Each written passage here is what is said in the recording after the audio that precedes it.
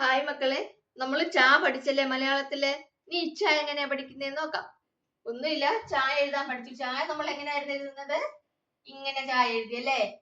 ഇച്ഛ എന്ന് പറയുമ്പോ ദാ ഇവിടെ ഇങ്ങനൊരു കുനിപ്പ് കൊടുക്കണം. ഇത്രേ ഉള്ളൂ. നോക്കിക്കേ, ഇച്ഛ. ഇതാണ് ച. ഒന്നും കൂടെ നമ്മള് ചായ എഴുതിയല്ലേ. ചായ ഇങ്ങനെ എഴുതി, ഒന്നുമില്ല, അതിൽ കൂടെ ഇങ്ങനൊരു രാന്ന് പറയും ഇതിനെ, കേട്ടോ. രാ. അത് നമുക്ക് പിന്നെ പഠിക്കാം. ഇതാണ് ഇച്ഛ. അതായത് നമ്മള് ചായ എഴുതി അല്ലേ.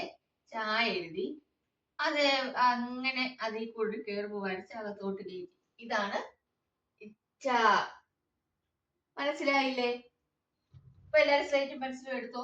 ചാ പഠിച്ചത് കൊണ്ട് മക്കൾക്ക് ഇച്ഛ എളുപ്പമായിരിക്കും. അതുകൊണ്ടാണ് വേഗം എഴുതാൻ പറയുന്നത് കേട്ടോ. ചാ എങ്ങനെ എഴുതുന്നത് നോക്കിയേ.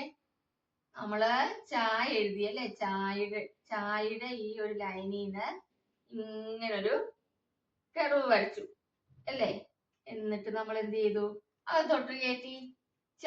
ഈസി അല്ലേ മക്കളെ? ഒന്നും കൂടെ ച. കണ്ടോ? ച.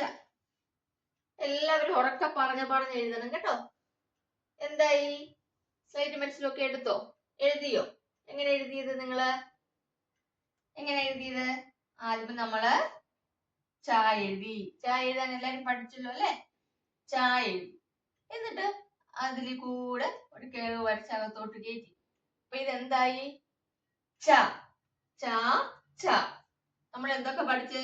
ച പഠിച്ചു, ച പഠിച്ചു. അടുത്ത അക്ഷരം അടുത്ത ക്ലാസ്സിൽ പഠിക്കാം. ഇതുവരെ എന്തൊക്കെയാ പഠിച്ചത് നിങ്ങൾക്ക് അറിയാമല്ലോ അല്ലെ. എന്തൊക്കെയാ പഠിച്ചത്? വ്യഞ്ജനാക്ഷരങ്ങളില് ക പഠിച്ചല്ലേ. ക, ഇഖ, ഗ, ഖ, ങ.